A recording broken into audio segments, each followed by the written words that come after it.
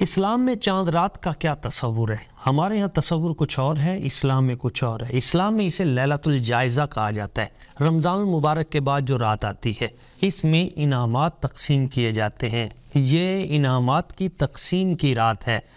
آپ دیکھتے ہیں کہ جیسے یونیورسٹی میں کسی ادارے میں انسٹیٹیوٹ میں جب کوئی طلباء ٹاپ کر جاتے ہیں تو اختتام پہ پھر ایک کانوکیشن ہوتا ہے جس میں کوئی بڑا معزز مہمان عمومی طور پہ ملک کا پریزیڈنٹ یا پرائم منسٹر وہ آتے ہیں اور وہ ان قابل ترین طلباء کو جنہوں نے ٹاپ کیا ہوتا ہے ایم ایس سی میں، تو ان کو پھر وہ گولڈ میڈل دیتے ہیں۔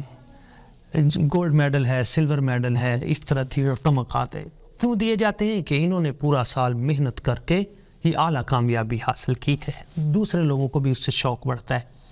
رمضان المبارک کی یہ جو آخری رات ہے آگے جس کو ہم چاند رات کہتے ہیں، یہ وہی رات ہے پورا سال جن مومنوں نے عبادت کی، اور خاص طور پر رمضان المبارک میں جنہوں نے راتوں کو قیام کیا، قرآن مجید تلاوت کی، سماعت کیا، تہجد پڑھی، روزے رکھے، اعتکاف کیا، دیگر عبادات، تو اللہ کریم کی ذات برکات اس رات عرش پہ ان کا ایک کانوکیشن منعقد کرتی ہے اور فرشتے اعلان کرتے ہیں، اور پھر ان کو جنت کا ٹکٹ دیا جاتا ہے۔ دنیا میں تو انہیں گولڈ میڈل، سلور میڈل اور اس طرح کانسی میڈل دیے جاتے ہیں، وہاں جنت کے ٹکٹ جاری کیے جاتے ہیں، مغفرت کے پروانے جاری کیے جاتے ہیں۔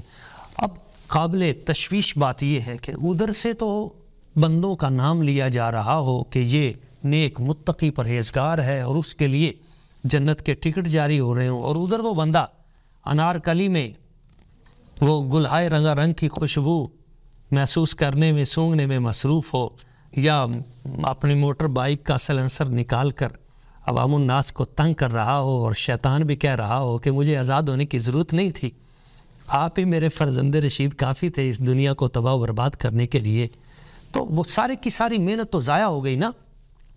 تو یہ لمحہ فکریہ ہے، یہ عبادت کی رات ہے، یہ ریاضت کی رات ہے۔ آپ علیہ الصلوۃ والسلام نے ارشاد فرمایا جس نے عیدین کی ان دونوں راتوں میں، یعنی پہلے جو رات آتی ہے ان میں قیام کیا تو اس کا دل کبھی نہیں مرے گا، لم یمت قلبہ ابدا، کبھی اس کا دل غافل نہیں رہے گا، مرے گا نہیں۔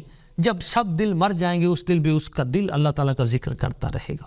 تو یہ برکتوں والی رات ہے، اس میں عبادت کیجئے، ریاضت کیجئے، اور اللہ تعالیٰ سے دعا کیجئے کہ یا اللہ جو بھی ٹوٹی پھوٹی اس لائق نہیں کہ تیری بارگاہ میں کچھ شرف پا سکے، جیسا بھی ہوا ہے کرم فرما، قبول فرما، اور ہمیں پھر یہ رمضان المبارک کی سحری افطاری، یہ پھر روزوں کی، پھر اعتکاف کی اور اس طرح کی دینی عبادات کی یہ برکتیں ہمیں پھر عطا فرما۔